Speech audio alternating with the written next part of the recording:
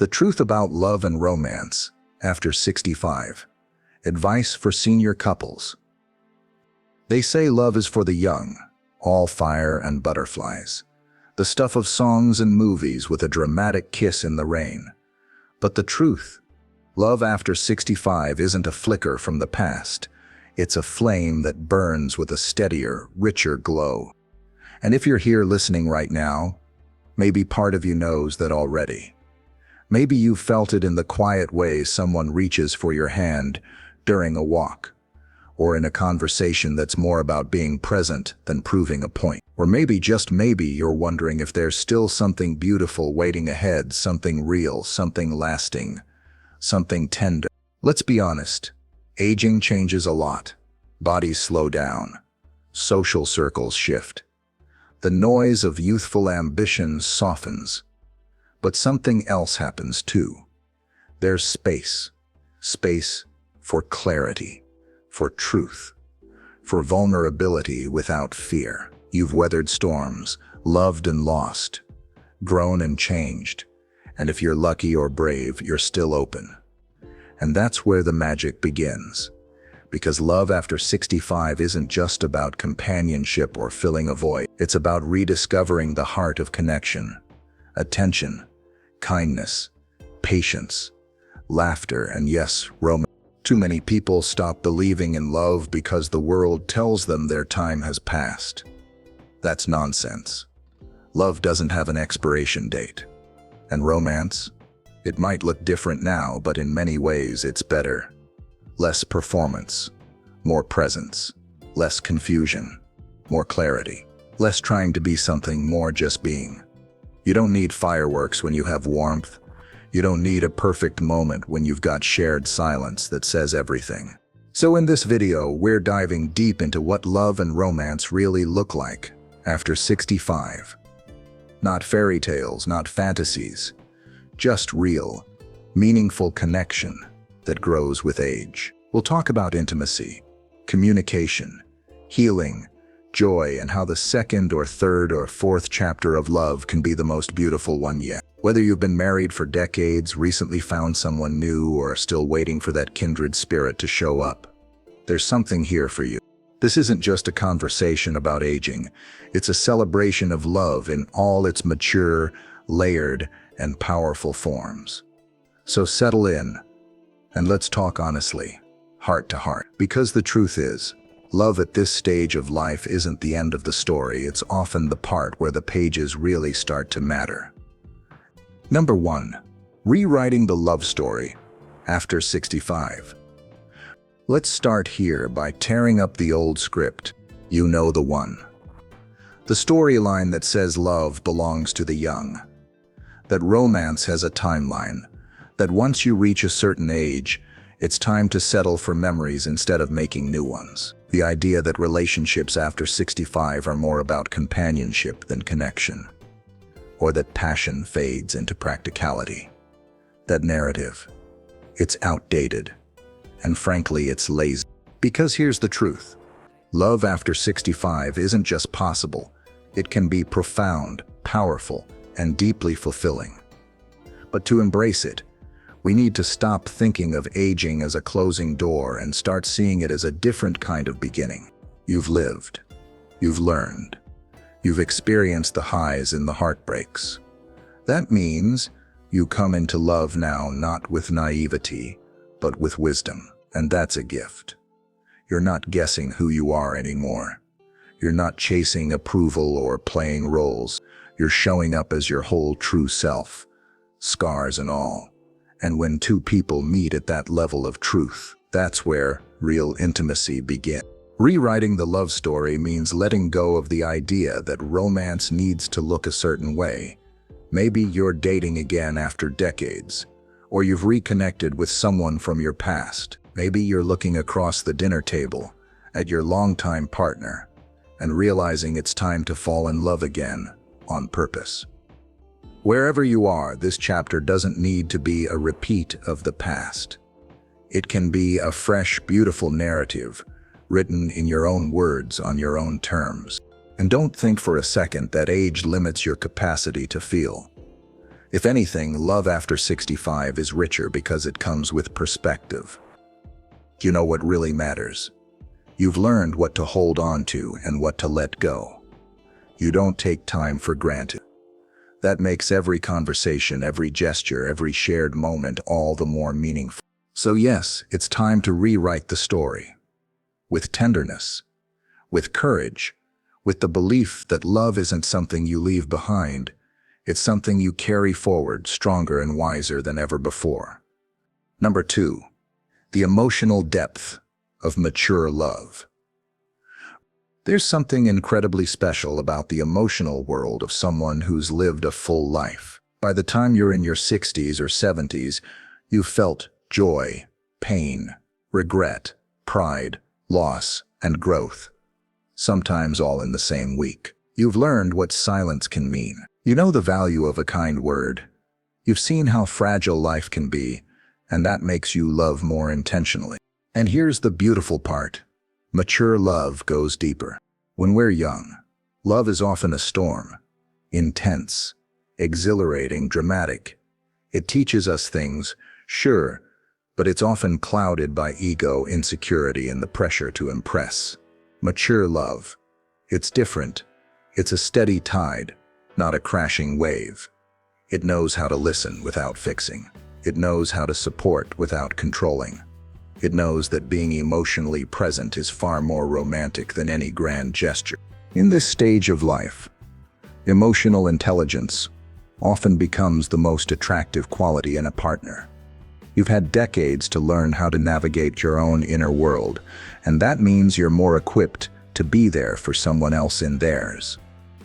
You're not easily threatened by differences. You don't take everything personally. You understand the power of patience, the importance of space, the gift of just being there. Think about this. How many couples in their 20s or 30s truly know how to sit with each other in silence without discomfort? Not many. But mature love?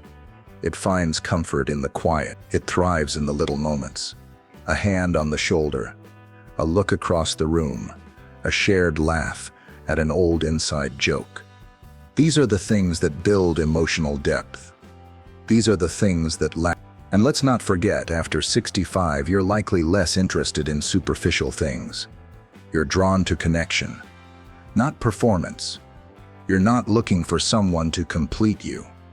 You want a partner to walk beside you, not ahead or behind. That shift alone opens the door to a whole new level of authenticity and love. So don't underestimate what you bring to the table. Your heart may have a few cracks, but that's where the light gets in. The emotional landscape of your love now isn't just deeper, it's more honest, more resilient, and more nourishing than ever. Because real love, the kind that sees you, hears you, stays with you, that's the kind of love that tends to show up when we finally understand who we are. Number 3, romance isn't just for the young. Redefining intimacy. Let's talk about something people don't say out loud nearly enough. Romance does not belong exclusively to the young. Somehow, society got this idea stuck in its head that intimacy and aging can't live in the same sentence. That once your hair turns gray or your joints start complaining, you're supposed to hang up your heart and accept a quieter life without passion. That's not only untrue, it's unfair. Because intimacy in your later years, it can be some of the most meaningful, moving, and soulful connection you'll ever experience. But here's the key. It looks different now. And that's not a downgrade, it's a transformation.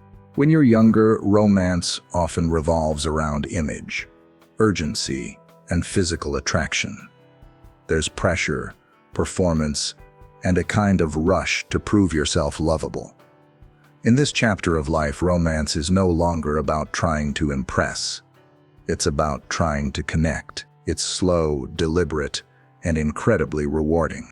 Maybe intimacy now means lingering in a conversation you didn't want to end. Maybe it's your partner placing their hand on yours during a hard moment. Not to fix it, just to say, I'm here. Maybe it's sitting close, not even talking, but sharing the peace of simply being together. This is intimacy with depth, and it has absolutely nothing to do with age.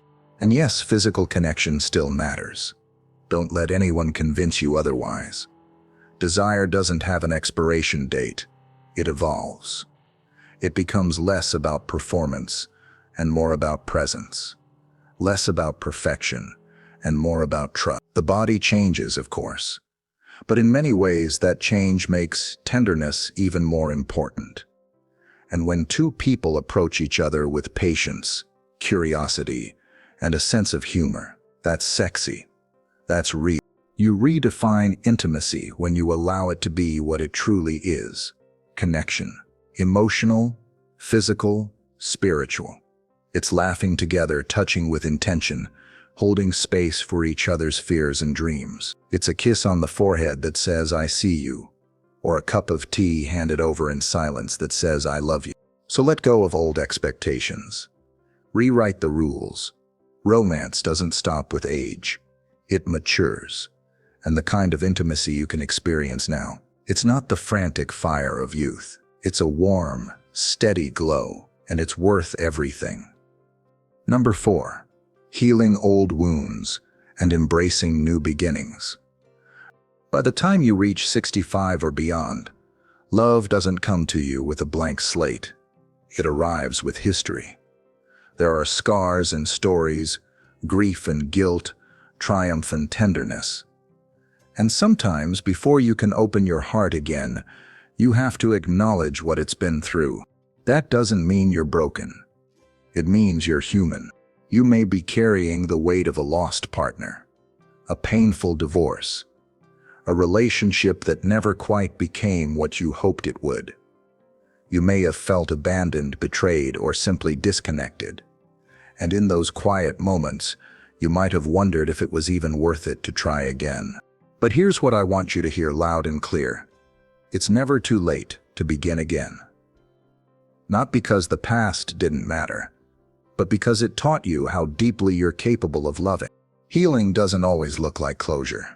Sometimes it looks like compassion for yourself. Sometimes it means forgiving not only others but also the choices you made when you didn't know better.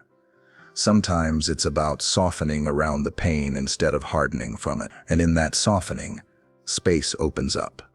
Space for something new. The beauty of love after 65 is that you're not trying to recreate the past. You're ready to build something different. You know the cost of pretending. You're no longer interested in wearing masks. That honesty, that vulnerability, that willingness to show up fully, that's what allows healing to lead to connection. And maybe that means reconnecting with a long-lost flame, or opening your heart to someone unexpected. Or maybe the love you're rediscovering is with someone who's been by your side for decades, and you're just now learning how to really see each other. Healing opens the door to that kind of transformation. But it doesn't happen by avoiding your past. It happens when you walk through it, gently and honestly, and decide not to let it define you. Because love at this stage, it's not about fixing anyone. It's about accepting one another, wounds and all.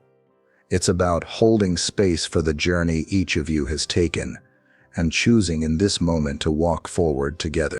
So if you're afraid to try again, take a breath. You don't need to be perfect. You just need to be present. Love doesn't ask you to forget the past. It simply invites you to stop living there. Number 5. Shared purpose and daily joys. One of the most overlooked parts of a lasting, fulfilling relationship, especially later in life, is the quiet joy of everyday living. Not the grand trips, not the milestone celebrations, but the little rhythms, the shared laughs over morning coffee, the steady rituals that bring two people into deep companionship. Love after 65 often shifts focus from chasing a big future to cherishing the present. And in that shift lies something extraordinary. The discovery of purpose, not just as individuals, but as a couple. Not what can we build, but how can we live meaningfully together. You don't have to be climbing mountains or starting businesses to find purpose. Purpose might be found in tending a garden together, in cooking Sunday breakfast while listening to music from decades ago, in volunteering at the local library or mentoring someone younger.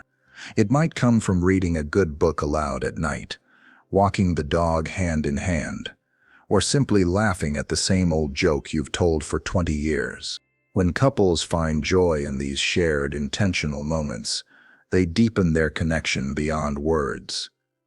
Because it's not just about doing things together, it's about being together in a way that says, you matter, we matter, this moment matters. And yes, it's easy to fall into routine and not the good kind. It's easy to go on autopilot and stop paying attention to the little things. But love, especially in its mature form, thrives when it's nurtured with daily gratitude. A note left on the table, a compliment, a spontaneous dance in the kitchen. These aren't grand gestures, they're reminders. I see you, I choose you. You've likely faced enough in life to understand how fleeting it all is. That understanding can create urgency, not to rush, but to appreciate. That's the gift of this season, a heightened awareness that this day, this cup of coffee, this shared sunset, it's all worth savoring. And maybe now, with fewer responsibilities and more freedom, you're able to do the things you always wanted. Travel together. Learn something new. Visit old friends. Build a project. It's not too late to dream. It's just that now, you're dreaming from a place of contentment, not pressure. So ask yourselves not just, what do I want from love, but what kind of life do we want to live together? Because shared purpose doesn't have to be big, it just has to be shared. And in the end, that's what love is. Showing up every day with intention, curiosity, and joy. Number 6, communication that connects, not conflicts. If love is the heartbeat of a relationship, then communication is its breath. It's how love stays alive. It's how trust is built, how tension is softened, and how two people stay close even when life tries to pull them apart. And after 65, communication becomes a kind of art form. Because by now you've likely learned that how you speak is just as important as what you say. You know the weight of words, the sting of silence, the power of simply being heard. Mature love gives you the tools to communicate with more grace, and that's a real gift. You're less reactive. You're more patient. You've learned that not every disagreement needs to become an argument, and that sometimes the best response is simply listening. But even with all that wisdom, communication can still be tricky. Longtime couples might fall into patterns where the same issues keep showing up. Newer couples may struggle with vulnerability or feel hesitant to speak up. That's okay. The goal isn't to get it perfect. It's to stay present. Good communication in this season of life is built on presence. When your partner speaks, are you truly listening, not just hearing their words, but trying to understand what they feel beneath them? Are you responding with kindness, with curiosity, with the humility to say, help me understand, instead of, you're wrong? And then there's the other side, speaking your own truth. Not in anger or judgment, but with honesty and compassion. Saying what you need, what you fear, what you hope for, without apology. Mature communication doesn't shy away from real feelings. It respects them. It creates space for both people to be human and still love. Even silence plays a role. Sometimes the most profound connection isn't spoken at all. It's sitting together in quiet understanding. It's offering a hand, a look, a shared moment that says more than words ever could. That doesn't mean conflict disappears, but the way you handle it changes. Instead of blaming, you seek to understand. Instead of shutting down, you open up. You can laugh in the middle of a disagreement, or pause and say, let's try that again. That flexibility, That's softness. That's mature love at work. And the most powerful thing you can say to your partner, over and over again, I want to understand you. I'm still here. I still care. Because love, after all these years, isn't about avoiding conflict. It's about learning how to stay close through it. Not just communicating, but connecting. Number 7. Love that ages gracefully. Planning the future together.